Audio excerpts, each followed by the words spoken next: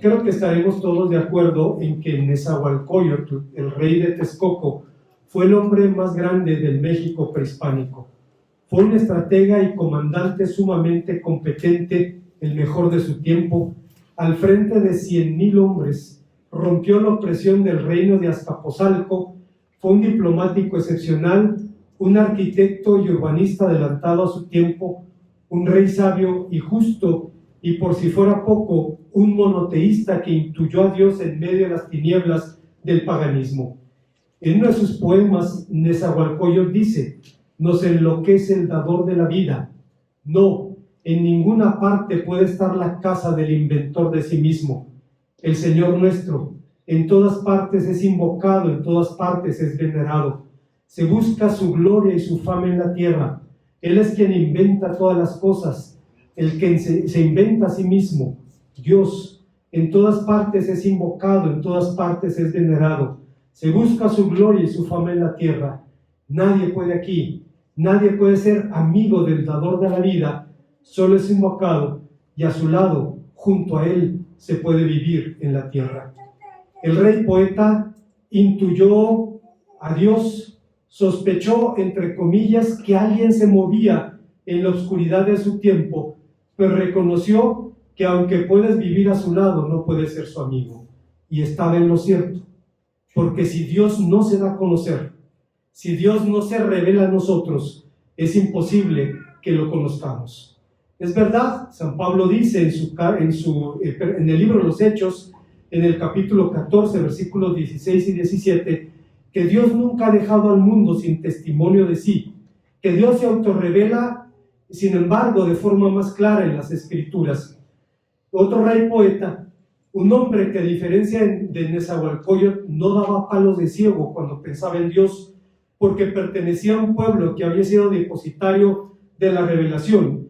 Ese rey poeta llamado David nos habla en este Salmo 19 de una trilogía de 3 obras que la palabra divina realiza. Veamos cuáles son. Antes, hermanos, de pensar en las enseñanzas de este pasaje, quiero evocar las palabras que acaba de pronunciar mi hermana Susana hace un momento. Nos acaba de pedir que oremos por su hijo para que crean la palabra de Dios, dice la hermana Susana, porque fue hecha por el Espíritu Santo. Me sorprende gratamente la exactitud doctrinal de mi hermana, al decir, el origen de las Escrituras es la inspiración divina, y estamos en lo cierto. Y el propósito de la hermana para que su hijo venga a escuchar la palabra de Dios, obviamente no solamente es para que crea, sino para que viva de acuerdo a la voluntad de nuestro Dios. El Salmo 19 es un salmo muy interesante que nos presenta una trilogía. Nos presenta 3 obras que la palabra divina realiza. La primera de ellas es lo que la palabra hace en la mente del siervo. Sabemos, hermanos, a la luz de la palabra de Dios, que la palabra es más que sonidos o signos. La palabra es poder. Usted recordará a Salomón diciendo en el libro de Proverbios: la muerte y la vida están en el poder de la lengua. No solamente se trata de sonidos o de símbolos, sino de poder también. Y por esa razón el profeta Isaías decía en el capítulo 55 de su profecía: así será mi palabra que sale de mi boca y no volverá vacía, sino que hará todo lo que yo quiera y será prosperada en aquello para lo cual lo envíe. Isaías toma ocasión de la figura de la lluvia y dice que de la misma manera como la lluvia cae del cielo y no vuelve allí, sino que riega la tierra y la hace fructificar, exactamente lo mismo ocurre con la palabra de Dios. Y dice Isaías, o Dios a través de Isaías, porque hará todo lo que yo quiero. Bueno, la palabra divina hace aquello para lo cual es enviada, por lo que una convicción palpitaba ciertamente en el corazón del salmista, y era la certidumbre que por la palabra del Señor fueron creados los cielos y la tierra, y por el soplo de su boca las estrellas, dice el Salmo 33:6.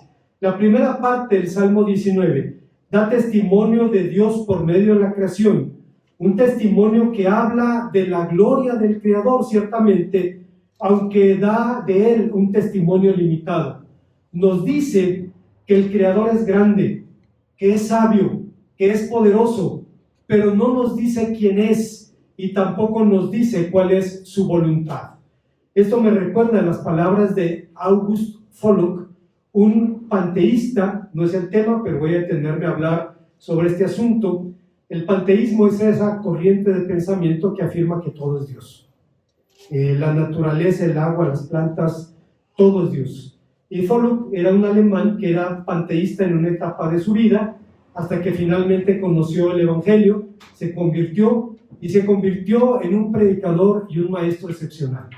Él dijo en alguna ocasión: aunque todos los predicadores de la tierra callaran y toda boca humana cesara de declarar y proclamar su majestad y gloria, aunque la naturaleza se mantuviera en silencio cuando el sol en su gloria alcanza el cenit en el cielo azul, aunque el mundo guardara su silencio festivo cuando las estrellas brillan sobre la noche, con todo, el salmista dice que hablan, sí, un silencio santo que es un hablar, siempre que haya un oído dispuesto a escuchar.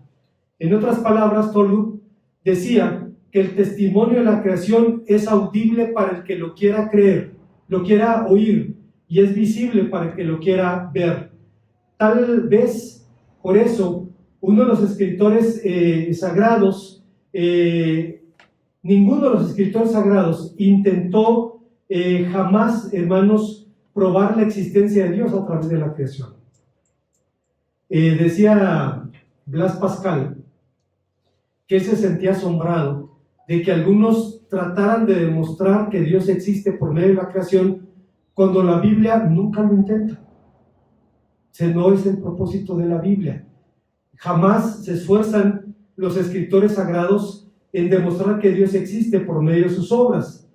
Bonhoeffer decía también sobre el asunto que la Escritura proclama a Dios como el creador del cielo y la tierra, y muchos salmos nos llaman a traer a Dios honor, alabanza, acción de gracias, pero no hay ningún salmo que hable solamente de la creación. Siempre es Dios quien se autorrevela por la palabra, quien debe ser reconocido como creador del mundo, porque Dios nos ha hablado, porque el nombre de Dios nos ha sido revelado. Podemos creer en Él como creador, de lo contrario no podríamos conocerlo.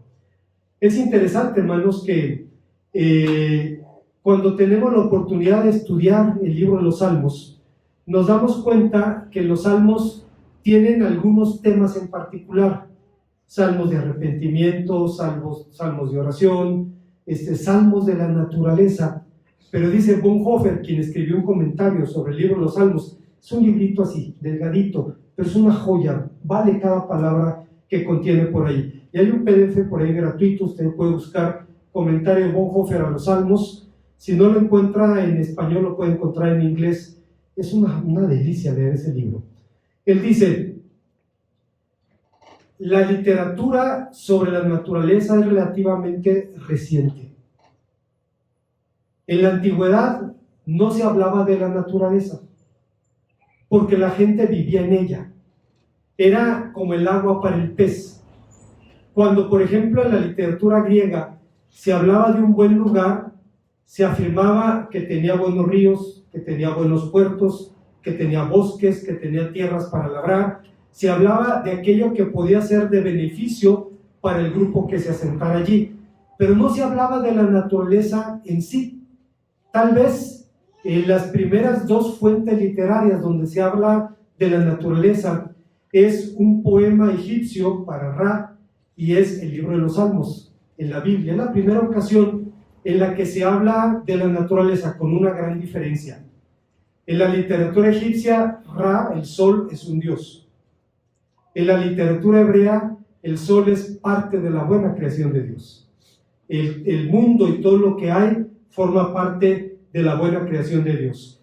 Por eso decía Bonhoeffer, siempre que Dios se autorrevela en la palabra, dice, es quien debe ser reconocido como creador del mundo, y porque Dios nos ha hablado, porque su nombre nos ha sido revelado, podemos creer en Él como creador, de lo contrario no podríamos conocerlo.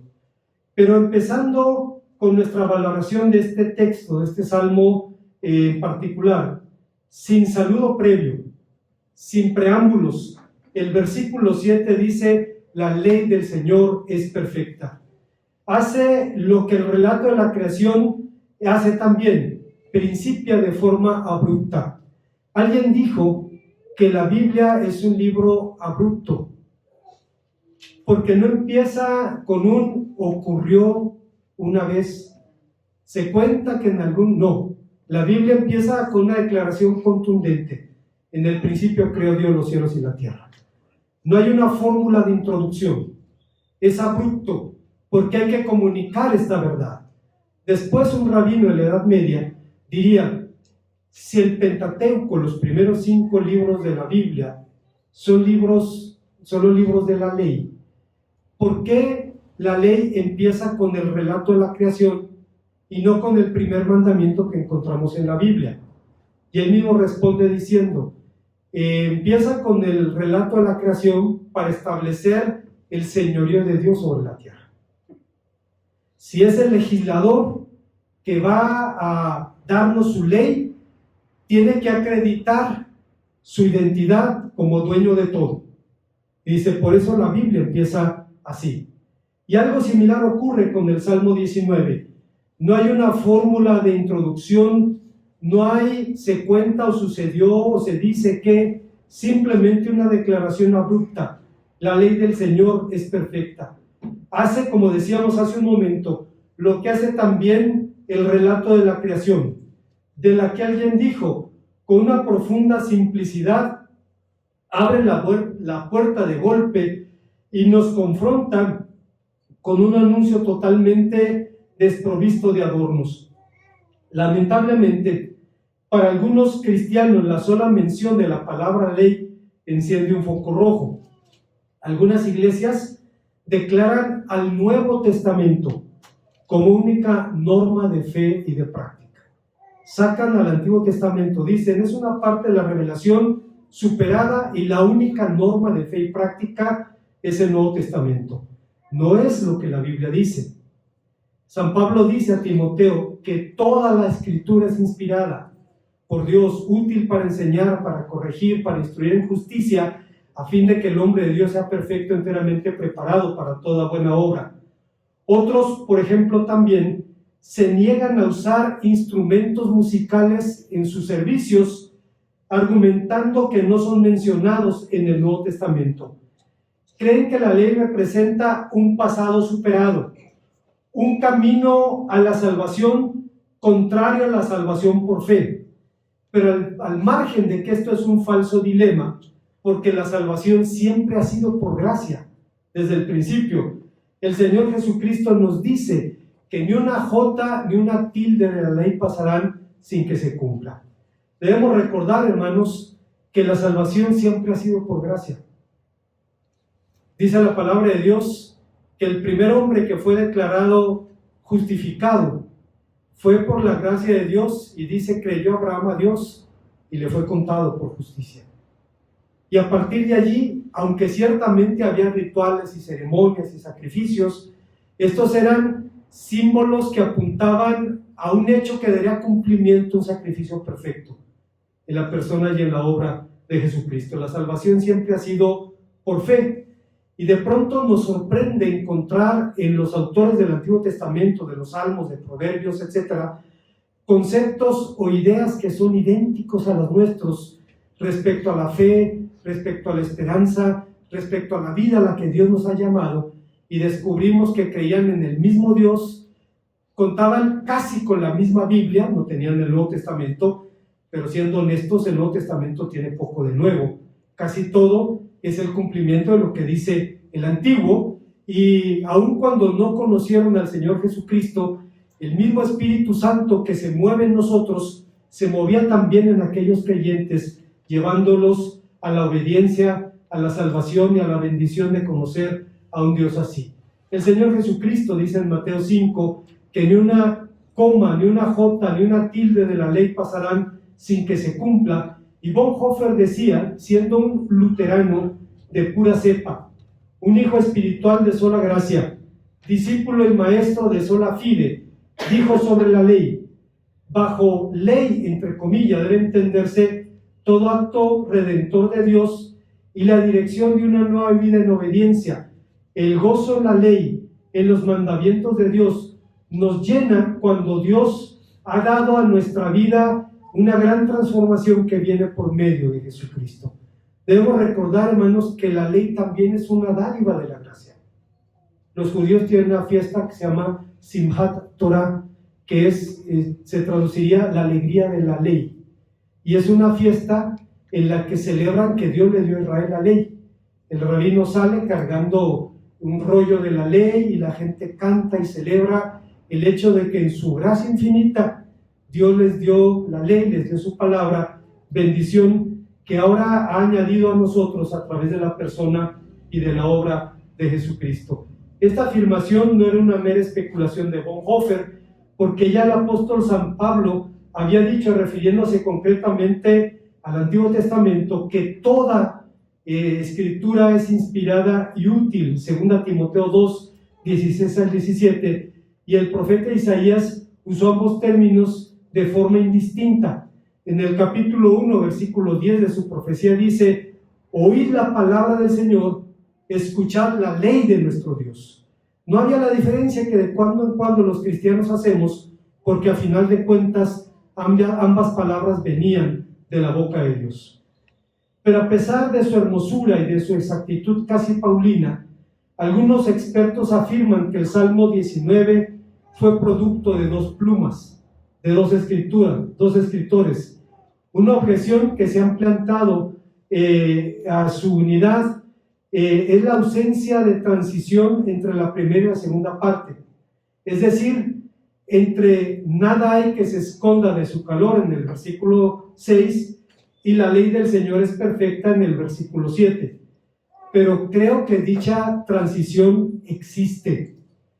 En la primera parte se utiliza el nombre Dios, el nombre Él, para hablar del Creador. En la segunda se utiliza el nombre impronunciable de Dios, que se pronunciaba Yahvé. Allí, lo siento, las versiones católicas de la Biblia están en lo correcto. Ese era el nombre de Dios. Está fuera de toda duda. En la segunda parte se usa el nombre inefable, así que la voz de la naturaleza nos habla de Dios, mientras que la voz de las Escrituras nos habla del Dios del pacto. Ya no es el Dios creador solamente, ahora es el Dios que se acerca a su pueblo y lo redime y nos ofrece el pacto.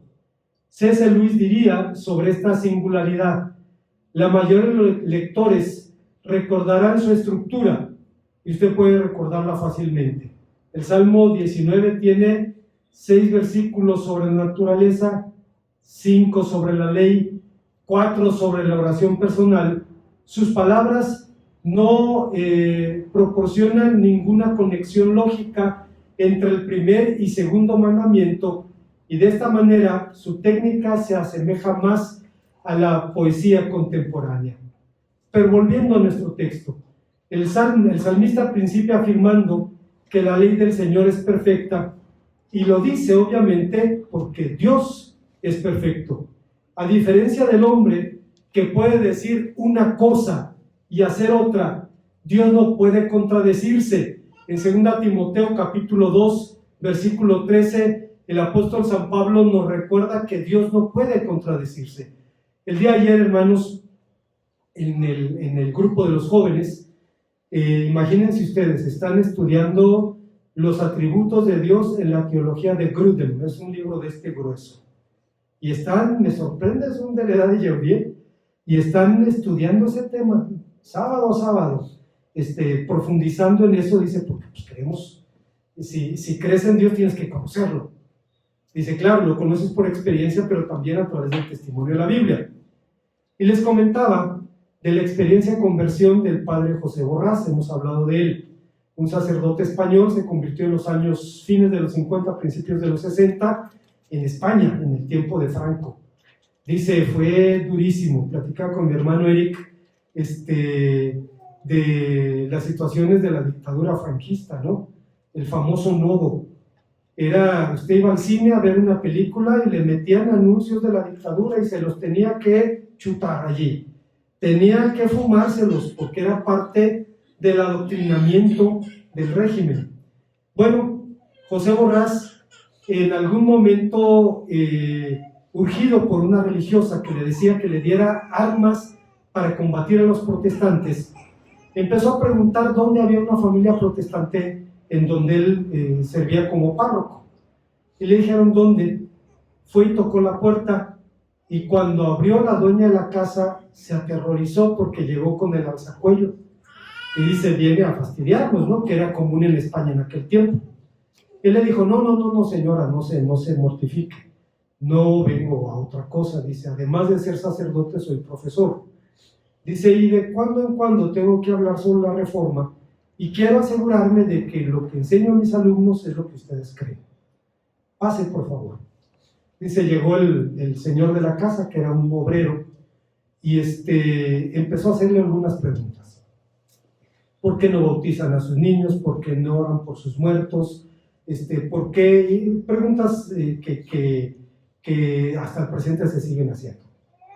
Dice, me sorprendió que ese hombre, que era un obrero, me respondiera citando de memoria la Biblia, porque la palabra de Dios dice, porque la Biblia dice, porque la Biblia enseña. Dice, fue una sorpresa para mí. Dice, cuando estaba por despedirme, el hombre me dijo, mire, yo soy un hombre ignorante, pero si usted no tiene reparo, puedo hablarle a mi pastor para que venga otro día y hable con usted. Y dice, y como no tenía reparo ni quería demostrar que lo tuviera, pues le dije que sí. Dice, llegó el pastor Beltrán, y le hizo las mismas preguntas. Dice, el pastor le respondía con una variante, sacaba un Nuevo Testamento de bolsillo y le decía, la palabra de Dios dice. Y entonces le invertía la pregunta, si la palabra de Dios dice, ¿por qué ustedes hacen eso? Y dice, yo respondía como me enseñaron a responder en el seminario. La doctrina ha evolucionado, las cosas han cambiado. Y el pastor Beltrán le respondía, no, Dios no cambia. Dios no cambia. Jesucristo es el mismo ayer, hoy y por los siglos. Dice, en algún momento el pastor le ofreció que podían ser amigos, reunirse para discutir amigablemente un tema que hubieran estudiado una vez al mes. Y dice el padre Borrás, se me abrieron los ojos, y si gano a un pastor, imagínese usted. Bueno, pues empezaron a dialogar, y dice, después de algunos meses, de pronto cayó en una sospecha. Se me hace que alguien se está convenciendo y no es él. Se me hace que alguien está en el camino de la persuasión y no es él, soy yo. Y usted sabe la historia. En algún momento dice, tuve que enfrentar a mi mamá. Fue terrible. Dice, yo era la niña en los ojos de mi madre, su orgullo y vanidad. Decía, si mi hijo es representante de Cristo en la tierra, su humilde servidora es representante de la madre de Cristo en la tierra. Y el mundo era un ruedo demasiado pequeño para su paseillo. La mujer iba partiendo plaza por el mundo como representante de la madre del Señor. Hasta que el hijo le dice, dejo el sacerdocio y dejo el catolicismo.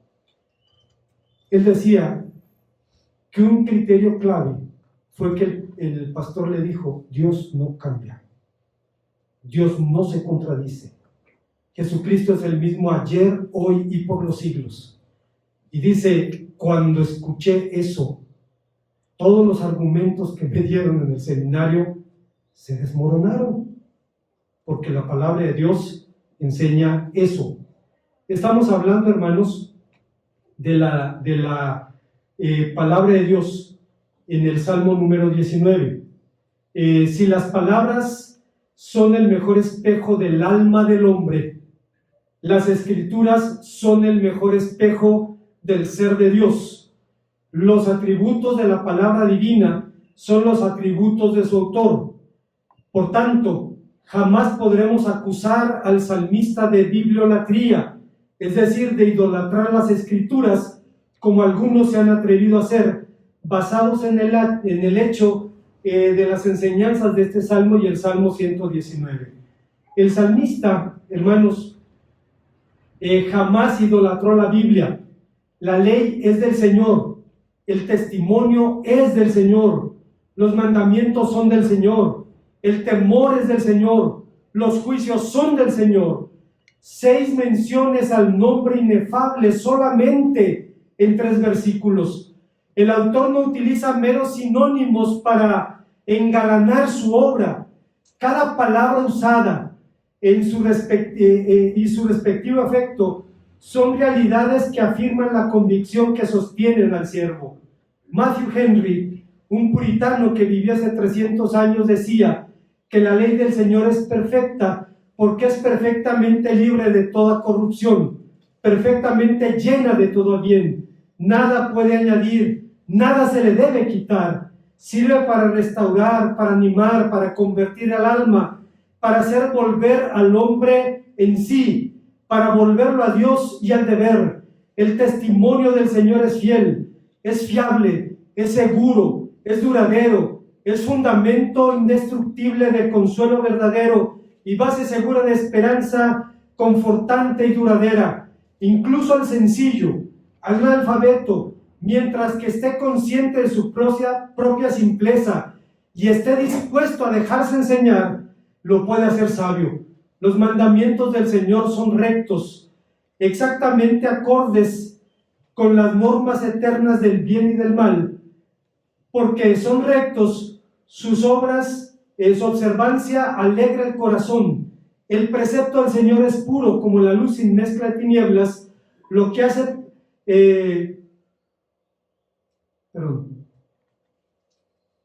lo que Dios prescribe nos dirige por el camino del deber, alumbrando nuestros ojos. El tenor del Señor es limpio, etcétera, etcétera. Cada adjetivo que se utiliza, cada término, cada idea, tiene que ver con esa obra que Dios hace en el corazón del creyente.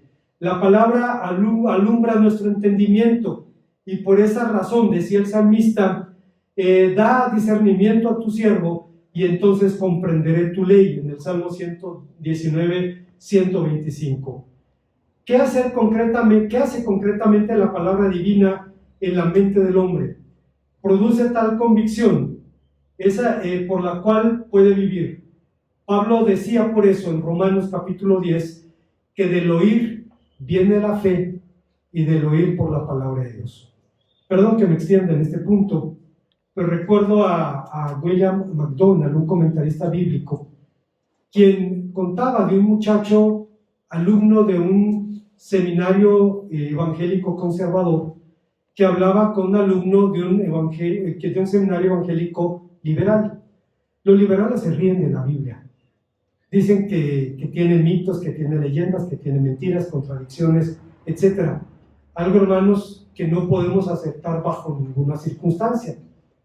Estaban debatiendo y frustrado el joven conservador le decía a un pastor: es que no sé cómo convencerlo, se burla de mis argumentos. Y entonces el pastor le dijo: síguele dando estocadas por la Biblia. Dice: reacciona así porque le duele. Tú tienes que seguir usando la palabra de Dios para que llegue a la convicción. Bueno, Pablo había dicho: del oír viene la fe y del oír por la palabra de Dios. Esto nos lleva a la segunda enseñanza del pasaje. El texto nos dice lo que la palabra del Señor hace en el corazón de su siervo. Hablando sobre su propia palabra, ya lo vimos, Isaías dice que como desciende la lluvia del cielo y la nieve también, y no vuelven allá, sino que riegan la tierra y la hacen germinar y producir, así será mi palabra, que no volverá vacía, sino que hará todo lo que yo quiero. La palabra de Dios es fructífera, produce cuando menos 2 efectos en el alma redimida. Produce un deseo que genera deleite, un verdadero círculo virtuoso, pues cuanto más nos deleitamos en la palabra, más la deseamos, guardando el sentido de proporción. Lo deseable de la palabra de Dios es comparable a la codicia del avaro por el oro, que genera un deseo insaciable. Deseable es el mismo término que se utiliza en Génesis 2:9, cuando dice la palabra de Dios que uno de los árboles que estaba en el huerto tenía un fruto delicioso a la vista y bueno para comer. Deseable a la vista y bueno para comer en Génesis es el equivalente a deseable y dulce en el Salmo 19.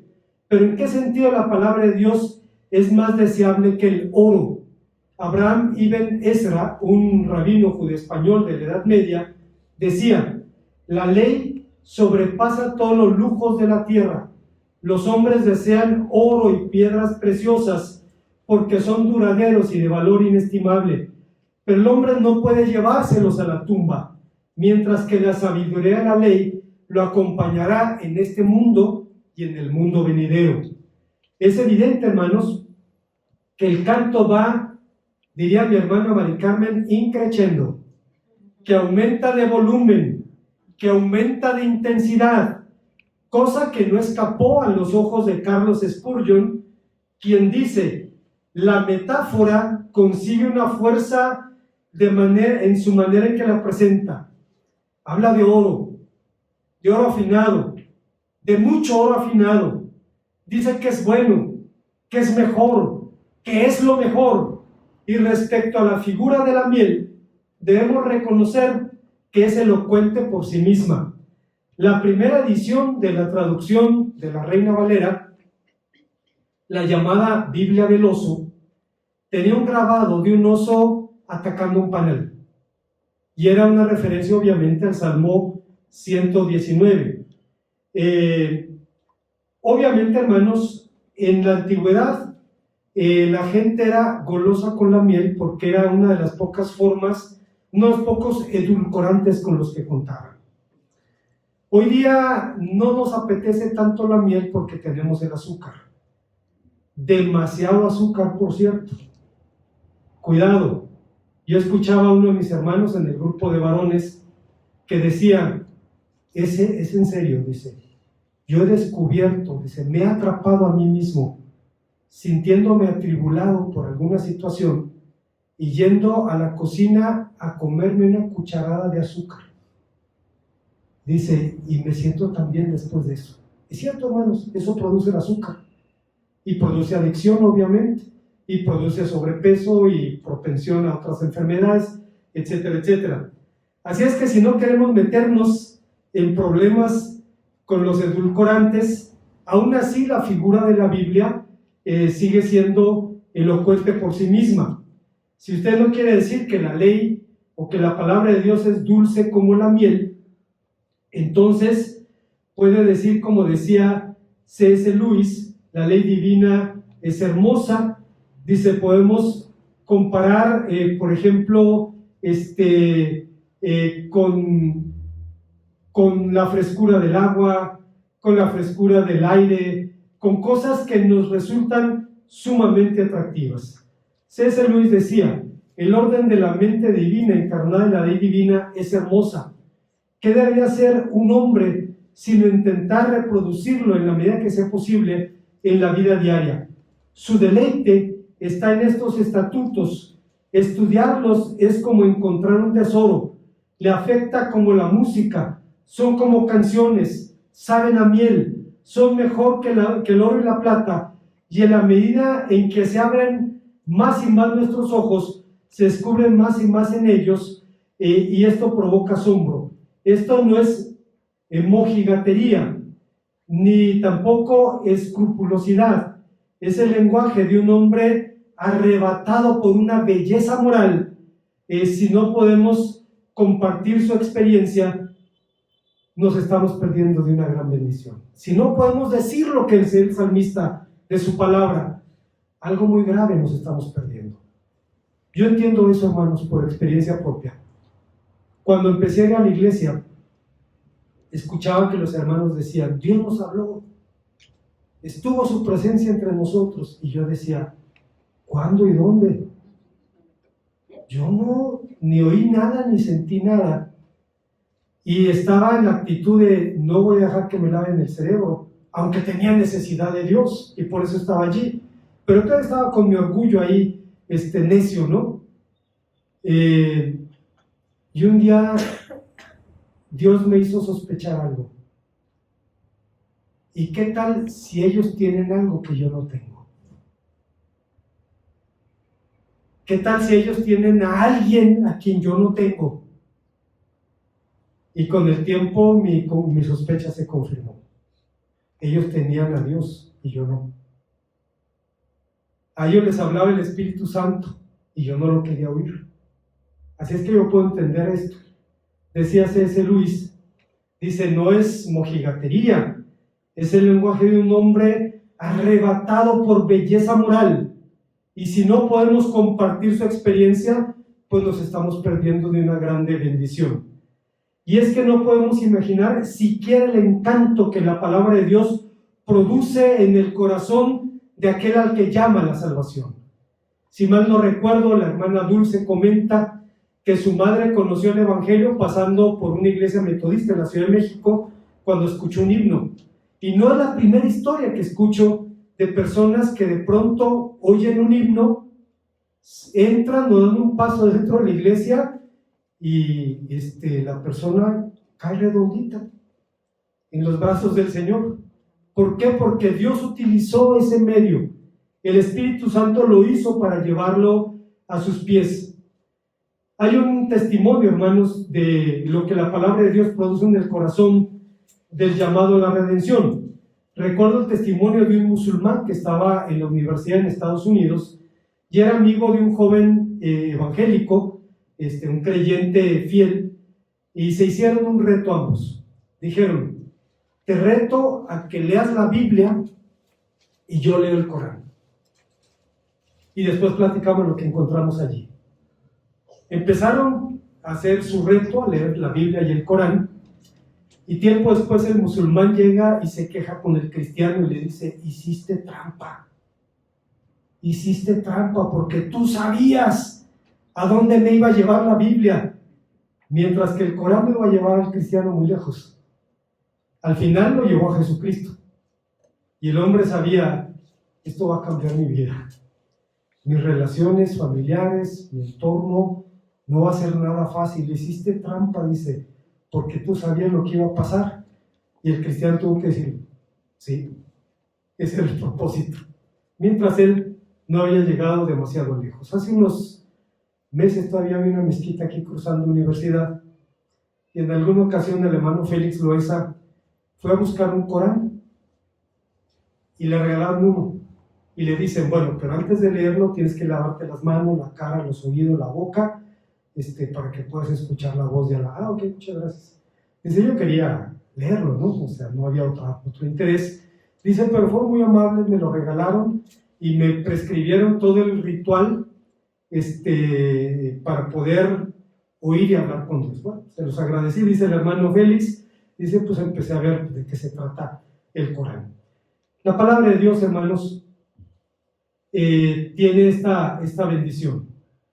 La palabra de Dios es dulce y deseable porque tiene en él la fuente de sus perfecciones, refleja la dulzura de su carácter, y por esa razón Agustín de Hipona, cada vez que hablaba de Dios y de su poder, de su bondad y de su amor, decía, oh Salvador mío, fuente inagotable de dulzura y de bondad, que no piense nada más que en ti, cuando al mismo tiempo se te ama a ti junto a otra cosa, no se te ama. Dios mío, con amor verdadero. Oh Dios, lleno de dulzura, dulzura llena de amor, amor exento de penas y seguido de infinidad de placeres, amor que es tan puro y tan sincero, que subsiste todos los siglos, etcétera, etcétera. Cada vez, hermanos, que Agustín de Hipona tenía que hablar de Dios, lo expresaba con estas palabras. Curioso, San Agustín se sentía avergonzado cuando disfrutaba la música, porque sentía que era un placer menor junto a gozarse en la escritura. Y Lutero después diría, si Agustín viviera en nuestro tiempo, lo convenceríamos de que se alegrara también de la música, porque es una bendición que Dios nos ha dado. Y yo creo que tenía razón Lutero. Hay una tercera y última enseñanza. El texto nos dice lo que la palabra de Dios produce en la vida del siervo. Primero en su mente, luego en su corazón, luego en su vida.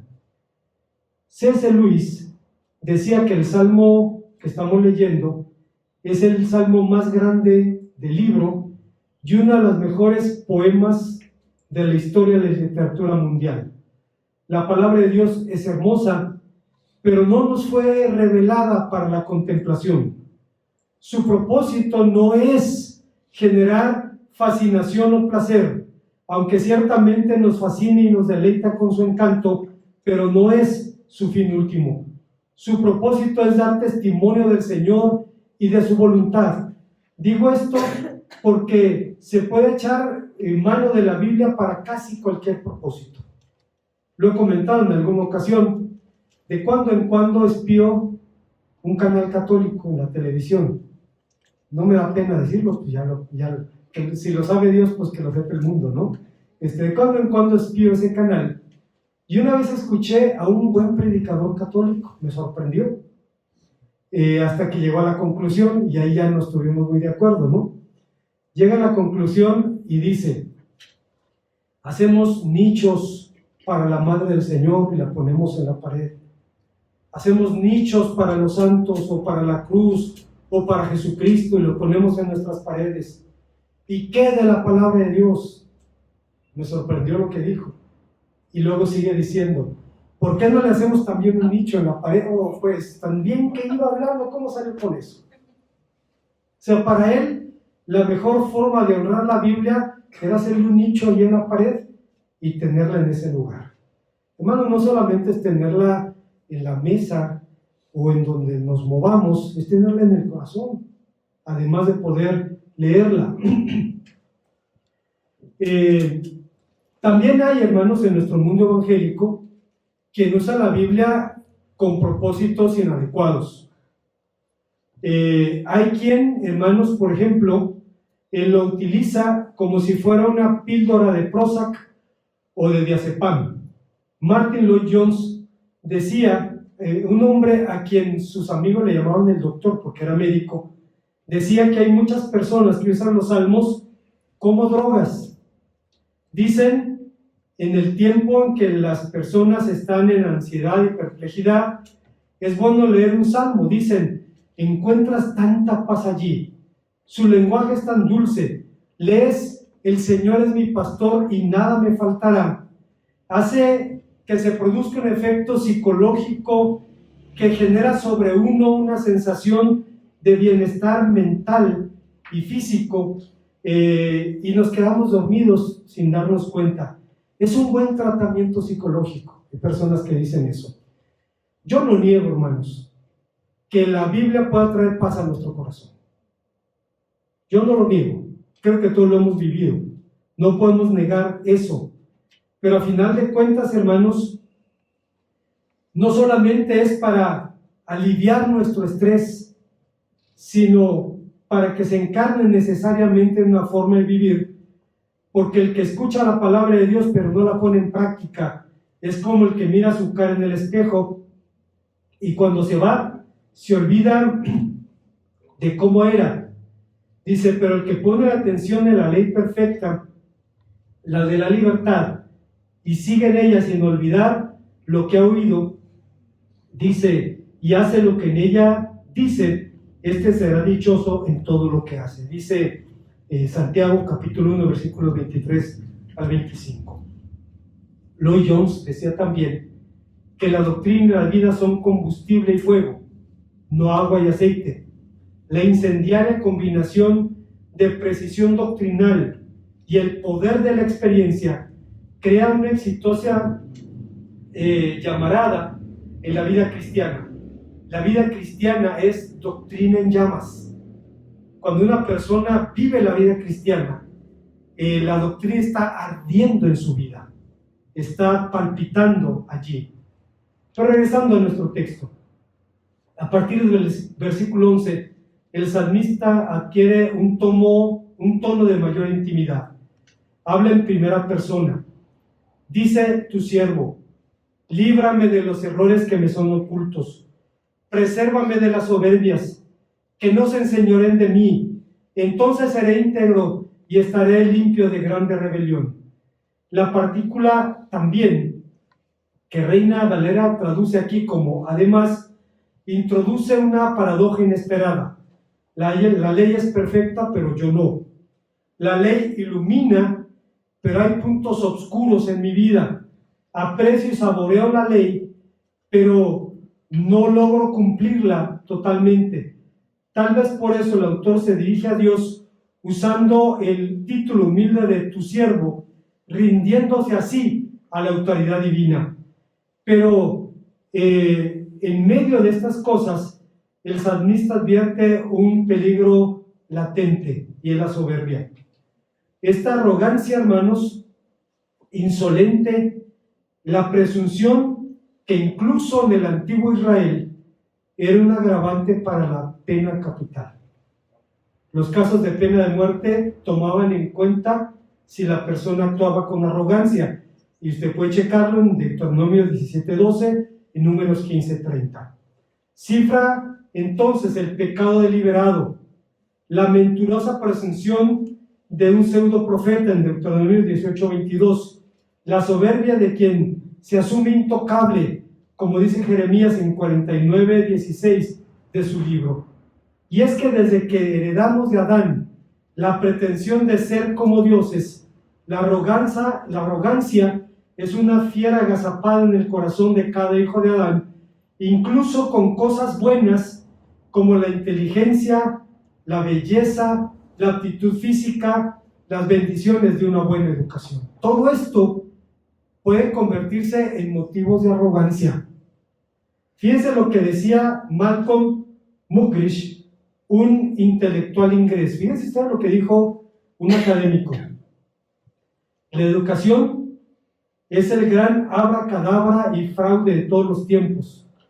Pretende prepararnos para vivir y se prescribe como la panacea universal de todos los males, desde la delincuencia juvenil hasta el envejecimiento prematuro. En su mayor parte solo sirve para incrementar la estupidez, inflar la arrogancia, promover la incredulidad y dejar a los que le están sujetos a merced de los lavacerebros que tiene la prensa, la radio y la televisión. Esto lo dijo un hombre de letras, un hombre instruido, no contra la educación, que es una bendición, sino contra la arrogancia. Tampoco lo dijo para aplaudir la ignorancia. La ignorancia no es ninguna virtud, hermanos.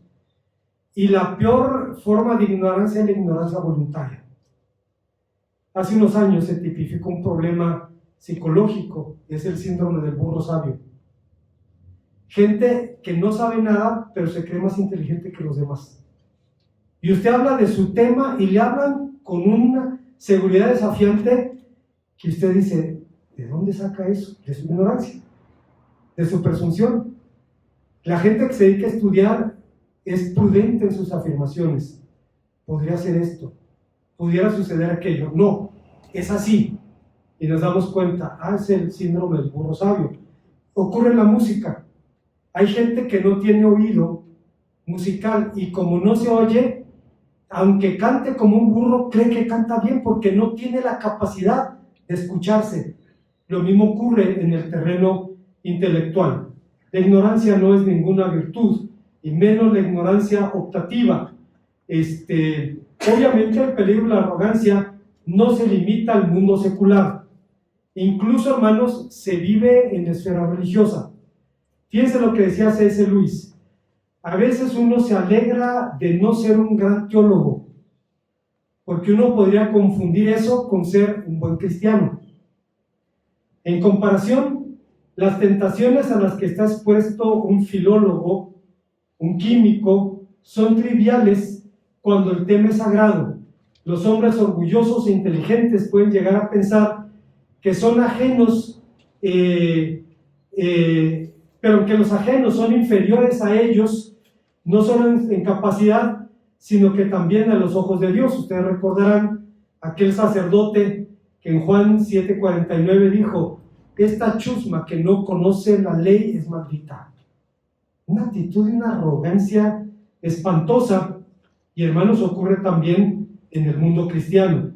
A medida que aumenta el orgullo, el estudio le confiere ese privilegio, se vuelve cada vez más complicado, la lista de prohibiciones aumenta hasta que no haya un solo día sin un supuesto pecado, y se convierte en un elevado baile de pasos, y este hombre teje una red propia, ansiedades inquietantes en otros casos. Algunos tienen carga, otros son soberbios, mientras que los asuntos más importantes de la ley, la justicia misma, se reducen en insignificancias.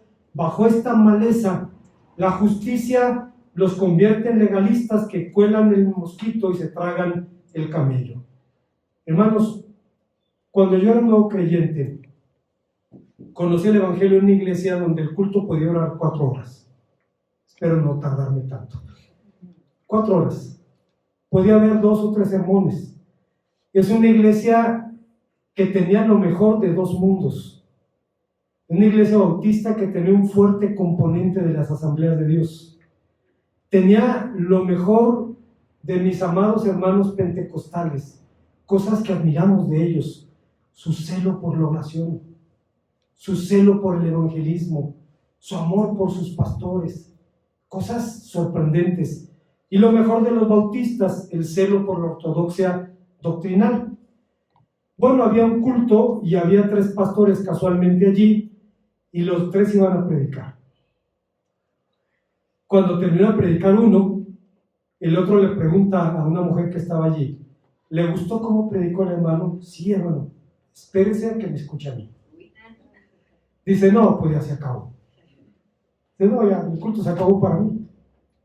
Ya escuché todo lo que tenía que decir. Hermanos, eso es real. Y por eso el salmista decía: líbrame de los errores que me son ocultos, preserva a tu siervo de las soberbias, que no se enseñoren de mí, y estaré limpio y seré íntegro, y limpio de grande rebelión, etc. Bueno, hermanos, en suma, David exaltó el libro de la creación, el libro de la revelación, en este Salmo 19. Eleva ahora la oración para que sus palabras y su meditación sean aceptables delante del Señor, su roca y su redentor. Rogaba que Dios aceptara sus palabras y afectos, pues esos son aceptables para Dios. ¿De qué aprovecharán? Si no son aceptables para Dios, ¿de qué aprovecharán? Si nuestros afectos y palabras no son gratos ante Dios, testificarán en contra nuestra. Como conclusión, con cuánta elocuencia diría Matthew Henry que Dios tiene 2 libros excelentes. En el gran libro que ha publicado para instrucción y edificación de los hombres, y de los dos trata este salmo. Recomiendo el estudio diligente de ambos. El libro de la creación, que fácilmente podemos leer del poder y de la deidad del Creador, y el libro de la revelación, o las escrituras, que nos dan a conocer la voluntad de tan grande Creador. El salmista nos muestra la excelencia y la aptitud de este segundo libro y nos enseña el modo en que podemos aprovecharlo. Curioso, hermanos, en el norte de África, donde el cristianismo está haciendo avances importantes, hay lugares en el norte de África donde hay cientos de comunidades cristianas que no se llaman cristianas. El cristiano está manchado por asociación para ellos. Huele a Santa Inquisición, huele a cruzadas. Entonces se llaman seguidores del Mesías. Pero es triste, hermanos, que esos seguidores del Mesías solo usen el Nuevo Testamento. El Antiguo no, porque habla del enemigo político, habla de Israel. Y es una tragedia, porque es como si usted en el campo se encontrara 2 lingotes de oro y recogiera uno y dejara tirado el otro. Una situación trágica. Bueno, De modo que este salmo nos lleva cuando menos a dos conclusiones, una conceptual y otra personal. Sobre la primera, para los cristianos evangélicos, la Biblia es la norma suprema de fe y práctica. El principio de la reforma sobre la Escritura tiene que ver con la suficiencia de las Escrituras como autoridad suprema en asuntos espirituales. Significa que toda la verdad necesaria para la salvación y la vida espiritual está allí.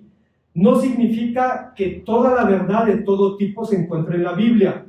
La Biblia no nos dice nada sobre el ADN, la microbiología, las reglas de la gramática china o la aeronáutica. Pero en el terreno de la fe, la Escritura es la palabra más segura, por encima de cualquier otra verdad en su autoridad y certeza. Es más segura, dice el apóstol San Pedro, que los datos que recopilamos a través de nuestros sentidos, según de Pedro 1:19, y por tanto la Escritura es la autoridad suprema en cualquier asunto del que habla. Fíjense ustedes, qué terrible. Dice el apóstol San Pedro, hermanos, vivió con Cristo, durmió a su lado, caminó tal vez por 3 años con él. Pero cuando habla de la autoridad, dice, él pudo haber dicho, yo tengo la experiencia, conocí al Señor, lo vi, lo toqué, caminé con él.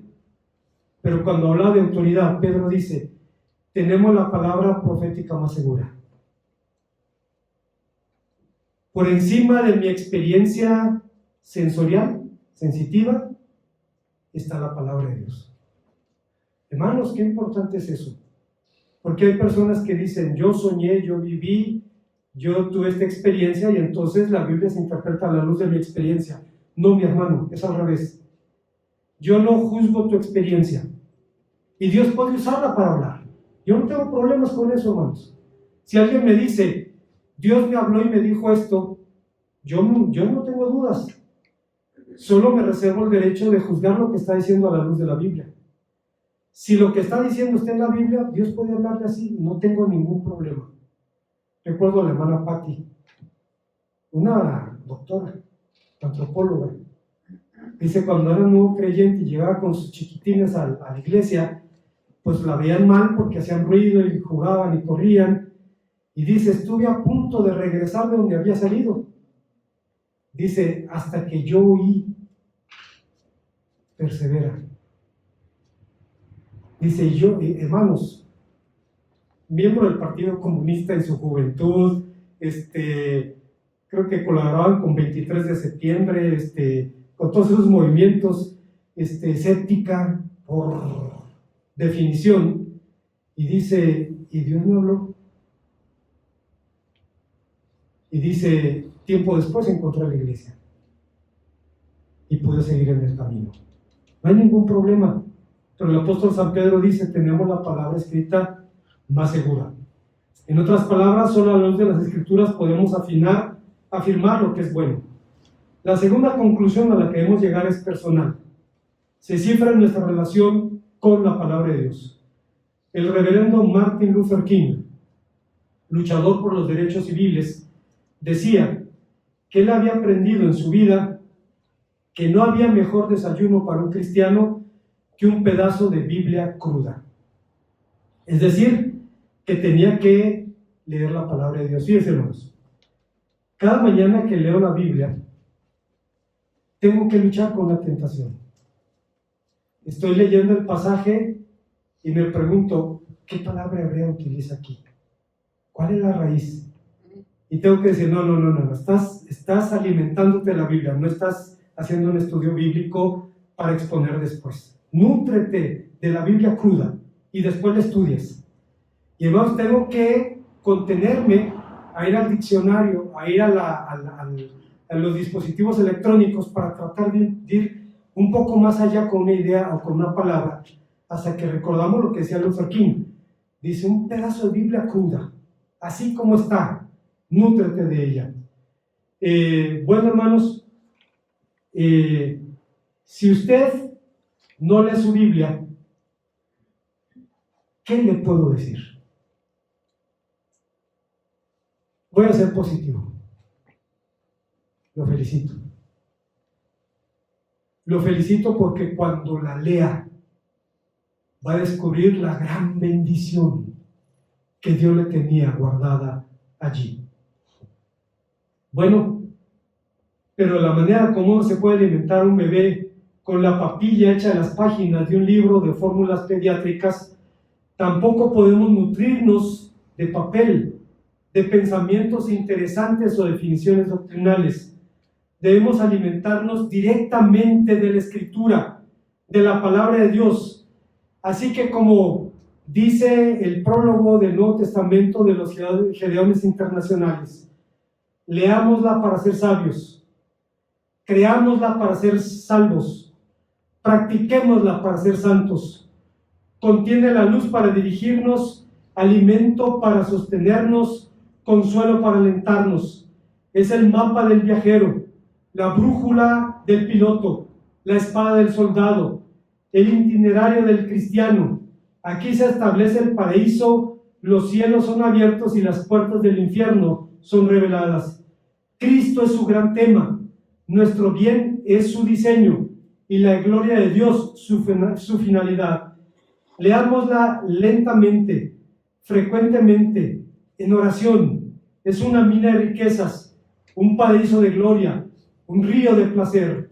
Recompensará la labor más grande y condenará a los que desprecian su contenido sagrado.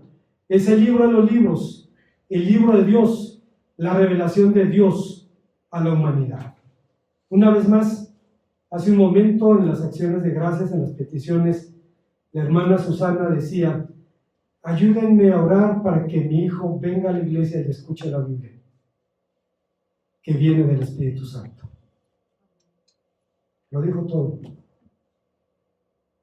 Nuestro propósito, además de adorar a Dios, gozar del compañerismo de los santos, poner nuestras peticiones delante del Señor, es sobre todas las cosas reunirnos en torno a la palabra y edificarnos en ella. Oremos al Señor. Gracias, Padre, una vez más por tu palabra, porque nos permites ver esta trilogía, estas tres cosas que tu palabra hace en la vida de tu siervo. Que sea así en la vida de cada uno de nosotros, en Cristo Jesús. Amén. Vamos, hermano.